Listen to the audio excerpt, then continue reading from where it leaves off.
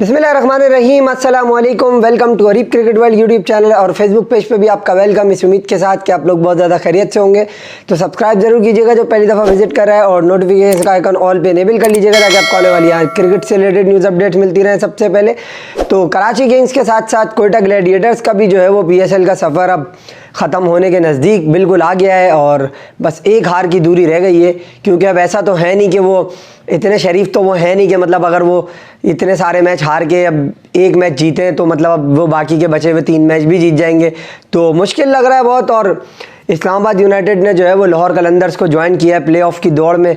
जो है ये दोनों टीमें सबसे पहले इन्होंने ही पहुंचना था, और इनके पीछे यकीनी तौर पे मुल्तान सुल्तान जाएगी जिसका मुकाबला होना है। एक अगला जो भी मुकाबला होगा वो जीत के मुल्तान सुल्तान इन्हें ज्वाइन करेगी।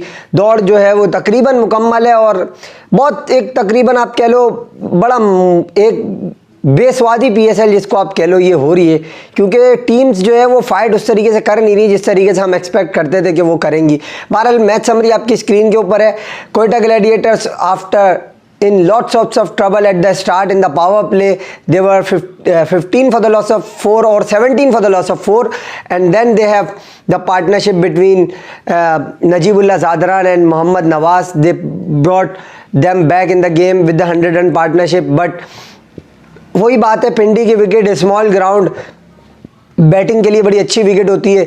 एक दफ़ा इस पर जो पिछले मैचेस 2 हुए, एक में 400 से ऊपर रन बने, एक में 350 से ऊपर रन बने, तो मतलब ये विकेट पे 300-350 रन बन रहे एक मैच में, और जो है वो क्या नाम है अपना 400 रन बन रहे, यानी दोनों इनिंग के मिला के बात कर रहा हूँ। T20 cricket you all know, तो मतलब फिर बॉस कहानी बड़ी दूर चली जाती है आपके लिए ना। तो यही चीज़ आज हमें देखने को मिली, जहाँ लाहौर कलंदर्स और इससे पहले जो है वो इस्लामाबाद यूनाइटेड का भी मैच था, हमने एक देखा। तो मकसद बाकी ऐसे मैच हमने जो देखे जहाँ स्कोर हाई हुआ है, बट कोयटा ग्लैडिएटर्स की अगर आप मुनासबत से देखो तो उन्होंने मतलब 17 पे 4 आउट होने के बाद ये स्कोर कर लिया, यही मतलब उनके लिए बहुत था। काम ये बात करें कि 10 रन शॉट या 20 रन शॉट, उन्होंने तो 180 कर लिया, ये बहुत है। बट प्रॉब्लम कहाँ पे आई आपको? आपकी प्रॉब्लम आपकी हमेशा से बॉलिंग में रही है, क्योंकि आप पिछले 3 सीजन उठा के देख लो तो कोयटा ग्लैडिएटर्स के बॉलर इनकंसिस्टेंट हैं। पहले हम नसीम और हसनैन पे रोते थे कि इनकंसिस्टेंट बॉलर है, पाकिस्तान का यंग टैलेंट है बट इनकंसिस्टेंसी से बॉलिंग कर रहे हैं। अब जब नसीम सा जो है वो सही हुए, हसनैन अनफिट हो गए, तो अब उडीन स्मिथ जैसी बला जो है वो कोयटा ग्लैडिएटर के सर पड़ गई है, जो मतलब किसी तरीके से सीखने को तैयार नहीं है, किसी तरीके से सही बॉलिंग करने को तैयार नहीं है, किसी तरीके से वो कंसिस्टेंट होने को तैयार नहीं है। जब आप विकेट के दोनों तरफ बॉल करते हो तो फिर आप कहीं से ये एक्सपेक्ट नहीं करते कि आप बच जाओगे, आपको इसी तरीके से मार पड़ेगी जिस तरीके से आपको मार पड़ी। आप स्कोर कार्ड पे जो बॉलिंग फिगर्स देखोगे ओडीन स्मिथ के, वो आपको बता देंगे कि क्या हुआ। नवाज जो कि पिछले जितने सीजन कोयटा ग्लैडिएटर टॉप पे रहा है, नवाज ने परफॉर्म किया with the bat and with the ball. अगर बॉल बैट से नहीं भी किया तो बॉल से तो किया ही किया है। तो कोयटा ग्लैडिएटर्स को गेम में रहा, आज कोयटा ग्लैडिएटर्स को जो गेम में लाया वो मोहम्मद नवाज गेम में लेके आया with the bat. First of all half century score की उन्होंने अपनी HBL PSL में पहली, और उसके बाद 2 विकेटें ली। मतलब रन्स क्या दिए उसने यार, 17, 18, 19 रन क्या होते हैं 4 ओवर में T20 में, जहाँ 180 रन बने हुए। तो इस तरीके से उसने जो है कोयटा ग्लैडिएटर को गेम में लेके आया। मगर कप्तान को आप कितना ब्लेम करोगे कि यार मैं खुद क्रिटिसिज्म करने वालों में आप लाइन में पहले नंबर पे खड़ा हुआ होता हूँ सरफराज को। वजह उसकी ये भाई, it's a high time, you have to move on and you have to put runs under your belt, otherwise you will face criticism from the media and from the cricket lovers is well all around Quetta and Karachi, all over Pakistan. और लाहौर वाले तो आपको पता ही है ना, it doesn't mean कि मुझे कोई दुश्मनी है उनसे, बट ये बात देखो भाई, आपको मानना पड़ेगी। आप कुछ भी कह लो, कान इधर से पकड़ लो या इधर से पकड़ लो, जितने शरीफ हो जाओ आप, ठीक है, आप सर पे टोपी लगा लो, लेकिन बात वही है, तासुब इधर है पाकिस्तान में, रीजनलिज्म है पाकिस्तान में। तो अगर सरफराज अहमद की एक डल परफॉर्मेंस आएगी तो भाई फिर सीधी सी बात है ना, कहाँ शोर किधर से उठता है ये अब मुझे बोलने की ज़रूरत नहीं है। तो आप अगर 28 बॉलों पे 29 रन बनाओगे या फिर 24 बॉलों पे 25 रन बनाओगे, T20 क्रिकेट में कप्तान होके फ्रंट से लीड नहीं करोगे, ऊपर आप जब दिल चाहता है मुंह उठा के बल्ला लेके बैटिंग करने आ जाते हो, करना कराना तुम्हें कुछ होता नहीं है। तो कहने की बात यह है कि प्रॉब्लम जो है वो आप अपने लिए खुद खड़ी कर रहे हो, और कप्तानी में भी आप एनिमिनेटेड, फ्रस्ट्रेटेड जो है वो एंग्विश शो करते हो, बट वो कोई फ़ायदा नहीं है बॉस। वजह उसकी ये है कि जब आपके बॉलर्स आपके राइट लेंथ पर बॉल नहीं करेंगे, आपके प्लान्स को एग्जीक्यूट नहीं करेंगे, तो फिर आप इसी तरीके से सफ़र करोगे जो कोयटा ग्लैडिएटर्स कर रही है। अब they have to think about the change in management as well, because they have changed players since last 3 years, but they didn't click for them. But you have to just now sit back and think what is going wrong for us. So then you will decide that now our management is too old and we have to change इट। क्योंकि देखिए यार, मोइन खान क्या करते हैं, वो थोड़े आड़े टेढ़े मुंह बना लेते हैं, इमोशन फेसेस दे देते हैं। कोयटा ग्लैडिएटर्स तो हार रही है ना, उनको तो नहीं इससे फ़र्क पड़ रहा। और जिस टीम की मैनेजमेंट, जिस टीम के ड्रेसिंग रूम का एटमॉस्फेयर ठीक नहीं होता, उस टीम को आप कभी भी अच्छा परफॉर्म करते हुए नहीं देखोगे। तो यही चीज़ अब ये बिल्कुल नामीबिया और स्कॉटलैंड जैसी क्रिकेट कोयटा ग्लैडिएटर्स खेल लिए, टू बी ऑनेस्ट। अगर आप मुझसे पूछो, मतलब यार तुम 200 रन बना के चेस करवा रहे हो, 180 रन बना के तुम चेस करवा रहे हो। Yes, credit goes to Islamabad United and Colin Munro, the way he played, that was incredible knock by him।